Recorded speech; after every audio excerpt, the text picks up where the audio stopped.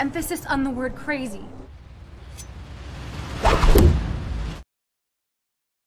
Halo Rebasaners, apa kabar kalian? Semoga baik-baik saja ya. Di kesempatan kali ini, Adesis mau bahas film tentang 5 orang yang tengah menghadiri acara pemakaman seorang anak. Akan tetapi, tiba-tiba mereka dibuat pingsan di rumah itu dan telah mendapati diri mereka terjebak serta dikepung oleh penyerang yang menggunakan topeng. Film ini berjudul The Wake 2017. Daripada kalian penasaran, langsung aja kita ke alur ceritanya. Film ini diawali dengan diperlihatkannya seorang wanita bernama Casey keluar dari rumah mewah dalam keadaan luka dan menangis histeris.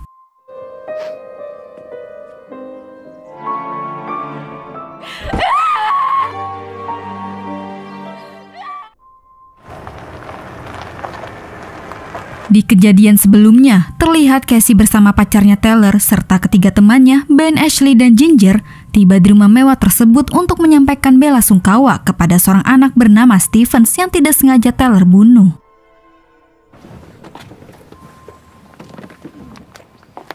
Still sexist?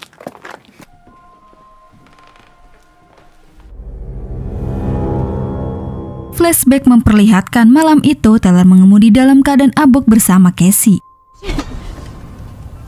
Akan tetapi karena tidak melihat Stevens melintas, Taylor tanpa sengaja menabraknya hingga tewas. Namun untung saja ibunya Stevens yaitu Nadine berbaik hati. Ia masih mau menerima kedatangan Taylor dan tidak memenjarakannya. Act like you're the only one who's there that night. Berlokasi di daerah terpencil dan hanya mereka yang datang sempat membuat Ashley merasa curiga. Kemudian ketika mereka menikmati hidangan, Taylor melamar Casey. Are you leaning more towards a yes or... Some of those fairy tales are pretty dark. Sleeping Beauty, a guy.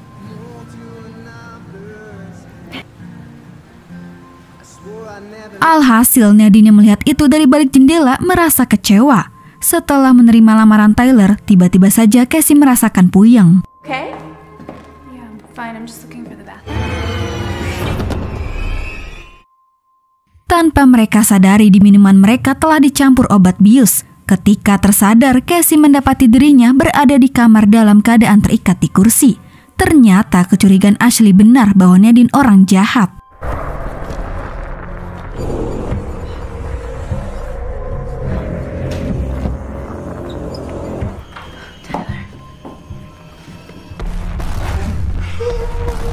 Setelah Taylor, Casey, dan Ben berkumpul kembali, mereka segera mencari Ashley dan Ginger. Akan tetapi,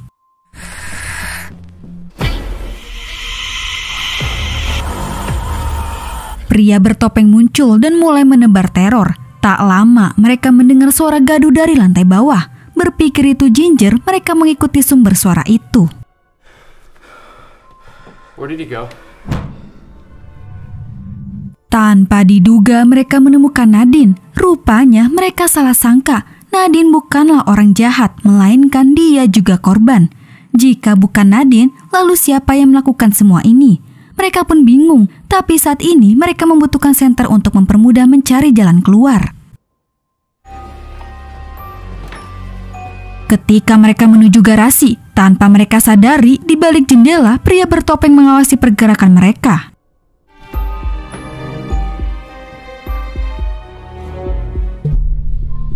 Di waktu yang sama, pria bertopeng kembali meneror dengan suara gaduh. Taylor menyuruh Casey dan Nadine tetap tinggal, sementara ia dan Ben akan memeriksanya.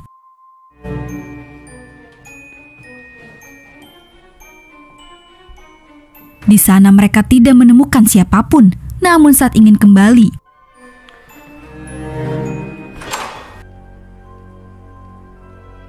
anehnya pintu yang Taylor kunci terbuka sendiri. Dan di waktu yang sama, suara gaduh kembali terdengar dari arah lain.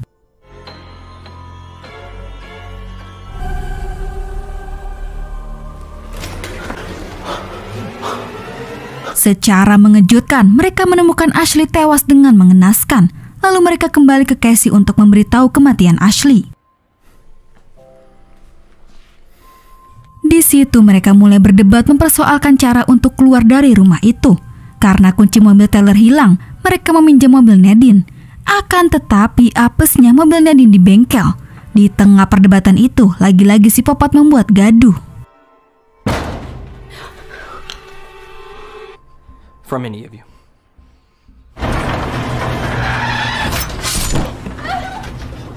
Untungnya mereka selamat dari serangan si Popat. Nampaknya si Popat ini seperti ingin bermain-main dulu dengan mereka. Mrs. Stevens, can you think of anybody who'd want to... Kemudian mereka kembali berdebat di mana Tyler berasumsi bahwa si Popat ini ada kaitannya dengan Nadine. Nadine berpendapat mungkin saja itu mantan suaminya yang ingin mengambil hartanya.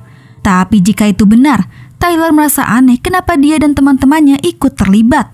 Nadine pun tidak tahu. Tak berselang lama mereka mendengar suara musik.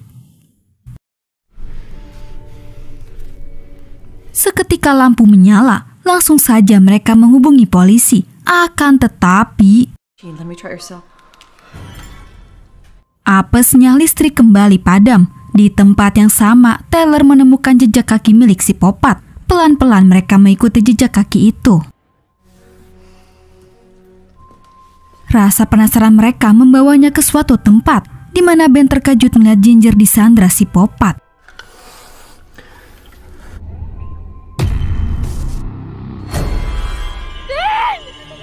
Di situ si Popat sengaja menakut-nakuti mereka dengan berpura-pura ingin membunuh Ginger, sehingga hal itu membuat Ben semakin panik.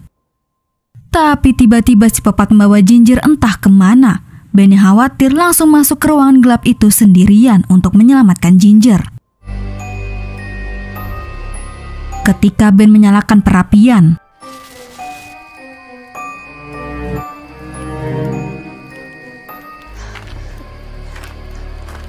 Ginger muncul. Melihat Ginger masih hidup, Ben sangat senang. Tapi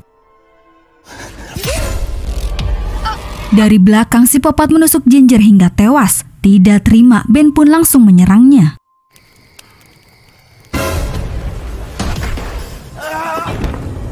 Sebelum si Popat itu membunuh Ben, Tyler datang tepat waktu menolongnya. Hingga akhirnya si Popat itu dapat dilumpuhkan. Namun tanpa mereka sadari, si Popat itu pura-pura pingsan dan ia diam-diam membuka tali. Ketika topeng dibuka, Nadine tidak mengenalinya. Lalu siapa pria itu? Mereka jelas semakin bingung. Tapi Tyler berhasil menemukan kunci mobilnya yang ternyata diambil pria itu.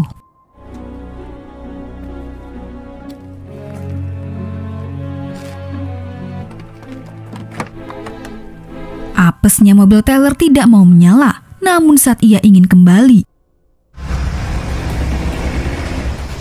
sementara yang lain mengawasi si Popat. Di situ Ben terus mengoceh dan mengancamnya. Namun tiba-tiba,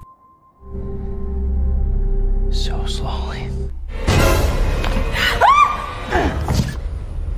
Ben, stop it! si Popat menusuk Ben hingga tewas. Lantas Tyler yang sudah kembali menolongnya, sehingga ia tanpa sengaja membunuh si Popat itu.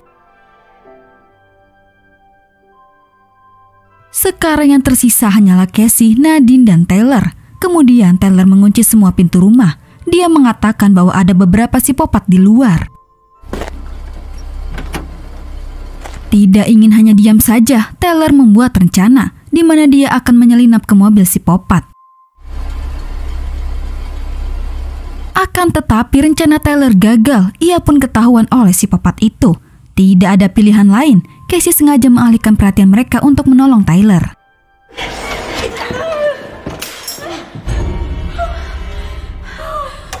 Untung saja mereka bertiga masih selamat, tapi di situ mereka merasa aneh melihat pintu yang Tyler kunci terbuka.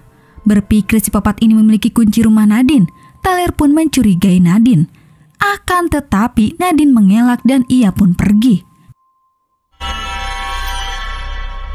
Si Popat menusuk Nadine hingga tewas dan juga membuat Tyler dan Casey pingsan.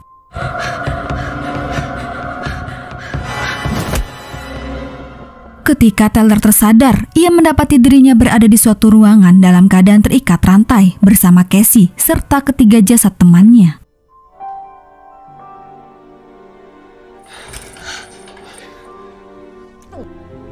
You saw what I wanted you to see. Di situ akhirnya terungkap bahwa Nadine sebenarnya adalah dalang di balik semua ini. ia menipu mereka soal kematiannya. Dan juga ia sengaja berpura-pura menjadi korban untuk menunggu matahari terbit, di mana ia akan melakukan sebuah ritual pembangkitan anaknya dengan menumbalkan mereka semua. Even though I'm sure some part of you said it.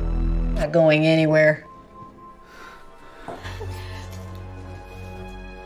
Setelah mengukir simbol di dada Tyler dan keempat temannya, Nadine memulai ritualnya.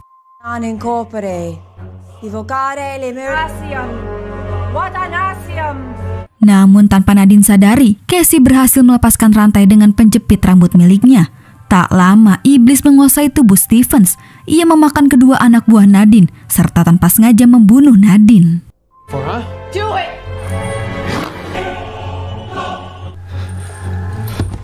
Tyler menyuruh Cassie segera kabur, sementara dia akan menahan iblis itu. Kemudian kejadian kembali ke scene awal, di mana saat itu Cassie menangisi kematian teman-temannya. Namun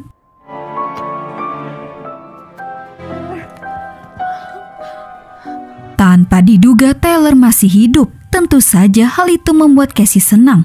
Akan tetapi tiba-tiba Tyler membunuh Cassie. Ternyata iblis itu berpindah ke tubuh Tyler. Dan film pun selesai. Nah, itulah alur cerita dari film The Wake. Oke guys, cukup sampai di sini dulu ya. Terima kasih yang udah nonton. Mohon maaf jika ada salah-salah kata ya guys.